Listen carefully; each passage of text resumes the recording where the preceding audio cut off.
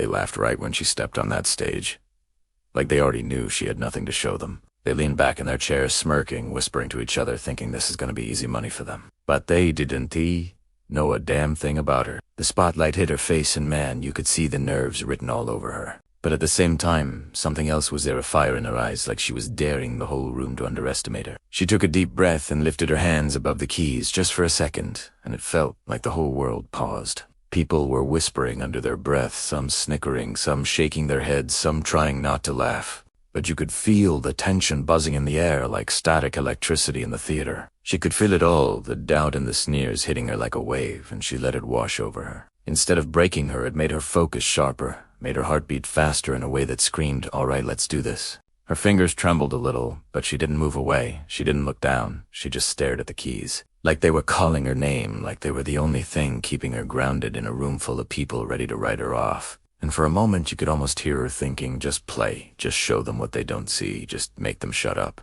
Because once this starts, nothing is ever going to be the same. She sat there for a second, feeling every eye in the room on her like they were trying to crawl inside her head, wondering if she was really going to mess this up or somehow blow their minds, and man, the silence was crazy thick. You could almost taste it, and it made her heart hammer in a way that screamed, "This is it."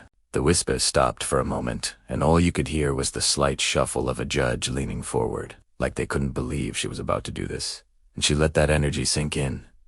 She let it push her forward and tighten her focus like, "All right, world, you think you know me, let's see." Her fingers hovered just above the keys for a beat, and you could feel the tension vibrating in the room. Like something was about to explode, she drew in a slow, deep breath and exhaled like she was telling herself, "You got this, girl." Then she touched the first key, and it was like magic, spilling out not loud, but so alive, every note telling a story they didn't even see coming. The audience froze, some jaws dropped, some eyes widened, like, did she just do that? The judges, man, they leaned in closer, like they were trying to figure out if this was real, because nobody expected the fire she was about to unleash, and she didn't hold back. She let her fingers dance and glide over the keys, painting her soul into the music, every note sharper, every note softer, every note pulling them closer, like they were hooked and couldn't look away. And in that moment, you knew this wasn't just a performance. This was a revelation. She had them, she owned the room, and nobody could ever doubt her again. The last note lingered in the air like a spark before a storm, and you could feel the room holding its breath, like everyone was waiting to see if this was real or some kind of dream. She leaned back slightly, her chest rising and falling fast, but her eyes were lit up like fire. And man, you could see every skeptic in the audience trying to process what just happened. Some mouths hung open, some hands covered faces, some heads tilted in disbelief. And she smirked just a little inside because she knew they didn't even know what hit them. They thought they had her figured out, and now they were eating their own words. Like they couldn't believe the girl they laughed at had just blown the roof off the place. The judges were leaning forward now, clapping slowly at first like they had to check if this was actually happening. Then it hit them like a wave, and their hands started moving faster because what she was doing couldn't be ignored. It was too damn real, too damn human, too damn powerful. She sat there letting every note sink in and feeling it course through her veins like electricity. She let the music speak for her, every struggle, every doubt, every late night she had practiced. On that old beat-up piano, it was all there flowing into the air, making everyone in that theater feel her story, without a single word being said. And as the last key echoed, she looked up and saw the crowd on their feet, eyes wide and clapping, hearts racing. She knew right then and there this moment wasn't just about proving them wrong. It was about showing the world that talent and heart couldn't be measured by laughs or whispers. The spotlight hit her one last time, and man, you could see the glow in her eyes, like she had just climbed a mountain and planted her flag. The crowd was buzzing like electricity in the air, hearts racing, and you could feel every jaw in that room still dropped. She leaned back from the piano just for a second and let it all sink in. Every clap, every whistle, every gasp hitting her like waves. The judges were looking at each other like, did that really just happen? They were shaking their heads slow, and some even laughing in disbelief, because nobody had seen anything like that coming, not in their wildest dreams. She felt it all like a wave of validation washing over her after all the late nights, all the doubts, all the sneers.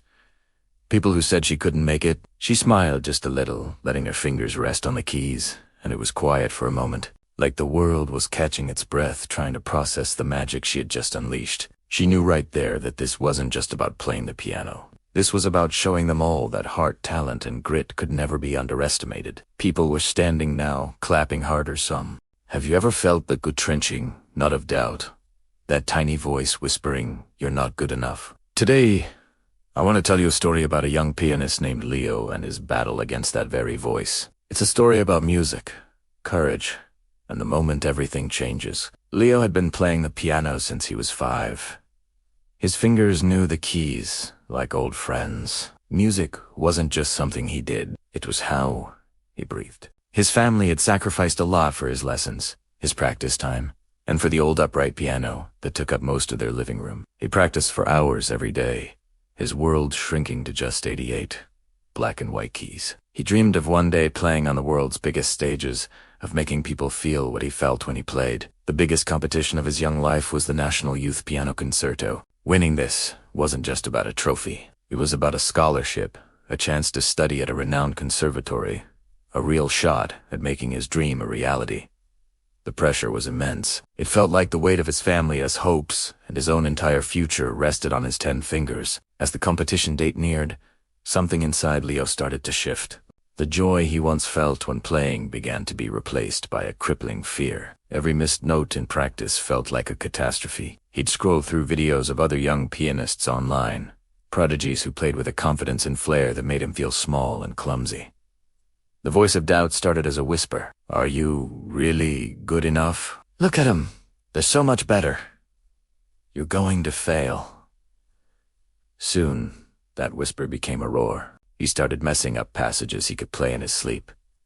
His hands would tremble, his mind would go blank. He'd sit at the piano, staring at the sheet music, and the notes would just look like a meaningless jumble of symbols. His teacher, a kind but firm woman named Mrs. Anya, noticed the change. She saw the light in his eyes dimming, the frustration building. One afternoon, after a particularly disastrous practice session where Leo slammed the piano lid shut in anger, Mrs. Anya sat down next to him.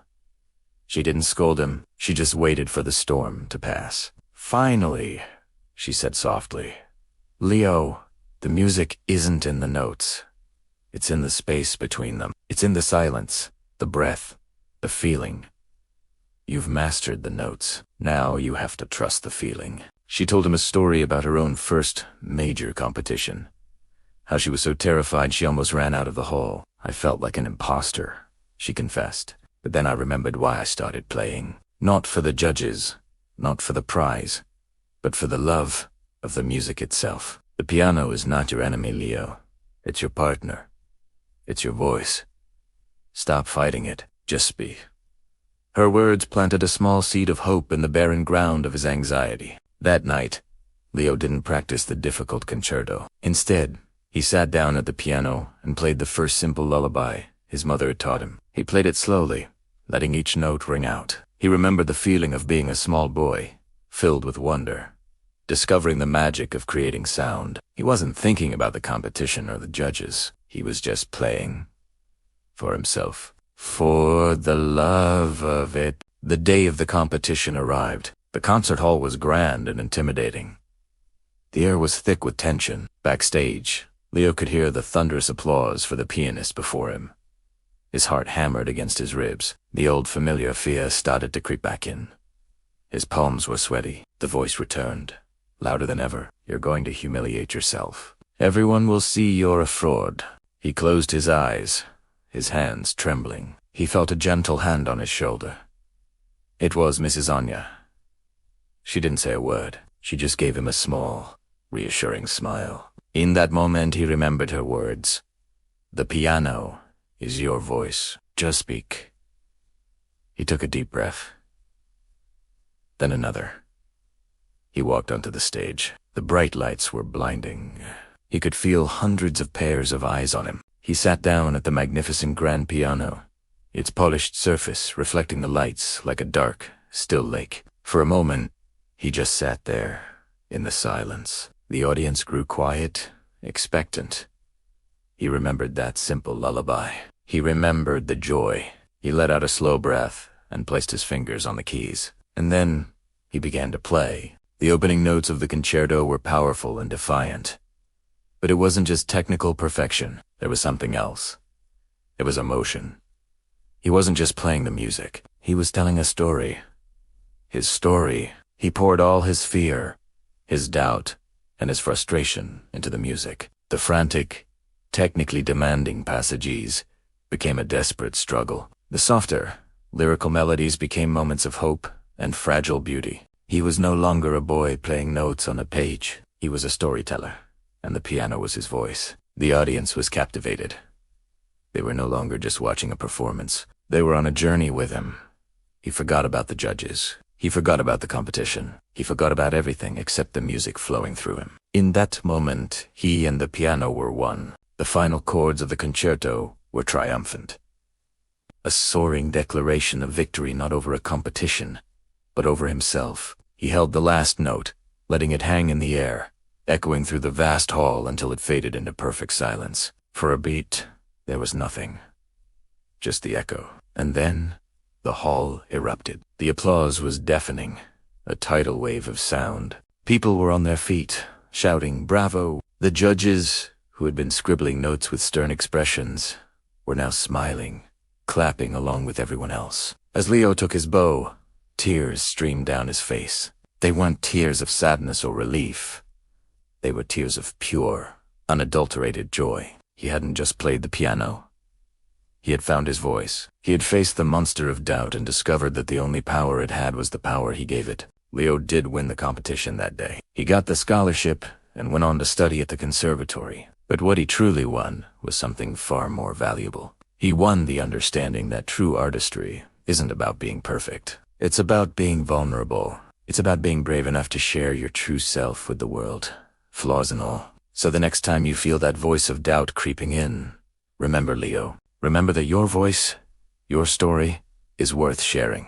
Don't let fear silence you. Take a deep breath, trust yourself, and just speak. Whether your instrument is a piano, a paintbrush, or your own two hands building something new, the world is waiting to hear what you have to say. Thank you so much for watching and sharing this story with me. If this resonated with you, please hit that like button and subscribe for more stories that inspire. See you next time.